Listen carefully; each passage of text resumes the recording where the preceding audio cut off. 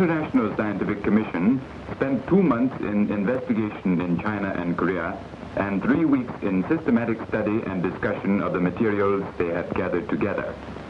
The Commission then submitted an agreed report for the investigation of the facts concerning bacterial warfare in Korea and China.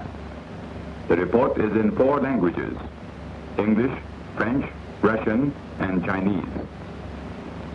The preamble of the report says, since the peoples of the world had long manifested their disapproval and indeed detestation of such methods of war, the gravity of the situation was well understood.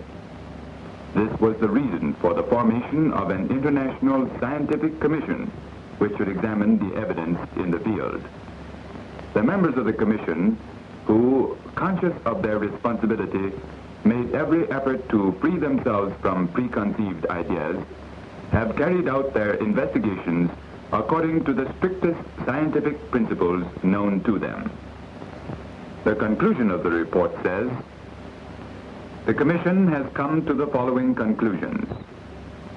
The peoples of Korea and China have indeed been the objective of bacteriological weapons.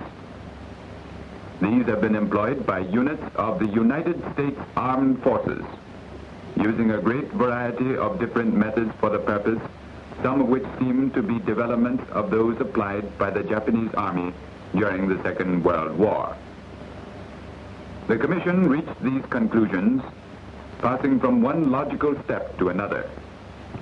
It did so reluctantly, because its members had not been disposed to believe that such an inhuman technique could have been put into execution in the face of its universal condemnation by the peoples of the nations.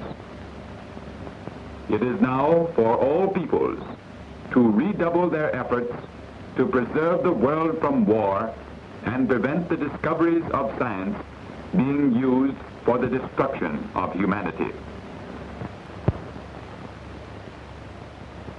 On August 31st, 1952, all the members of the Commission signed their report at a solemn ceremony in the presence of Guo Moro and several Chinese scientists, significantly in the hall of the Chinese People's Committee for World Peace.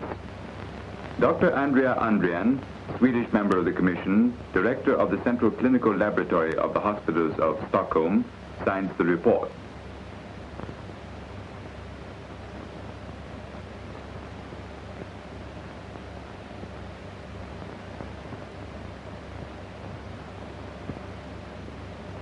Monsieur Jean Malter, French member of the Commission, director of the Laboratory of Animal Physiology, signs the report.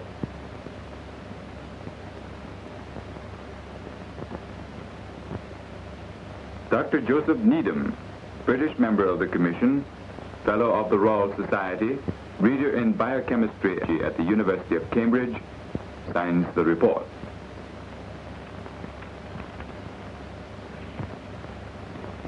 Professor Oliviero Olivo, Italian member of the Commission, professor of human anatomy at Bologna University, signs the report. Dr. Samuel B. Pessoa, Brazilian member of the Commission, professor of parasitology, medicine, and entomology, signs the report.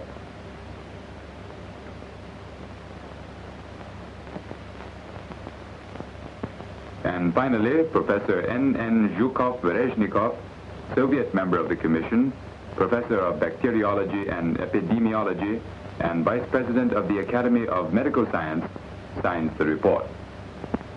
Members of the International Scientific Commission have signed their names to this report.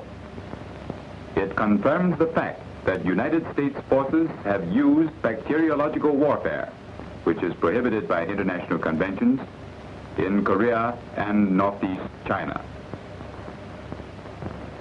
After the members of the Commission have signed the report, Guo Moro, President of Academia Sinica and Chairman of the Chinese People's Committee for World Peace, speaks.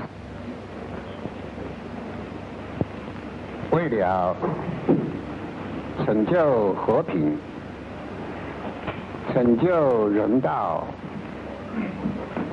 拯救科学，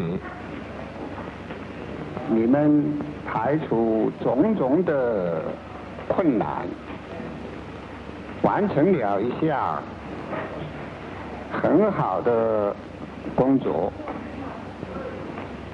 我们中国人民会热诚地支持你们，感谢你们。 To save peace, to safeguard humanity, and to save science, you have overcome all kinds of difficulties and have accomplished a serious task. We, the Chinese people, support you wholeheartedly and are grateful to you.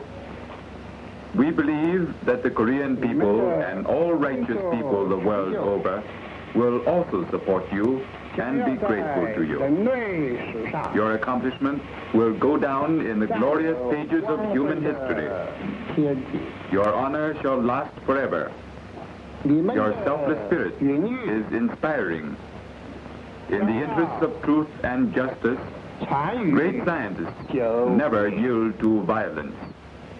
Glory shall forever belong to those who defend truth and justice. 是令人感奋的。伟大的科学家们为了真理和正义，在暴力的面前是永远不会屈服的。光荣永远属于真理和正义的保卫者。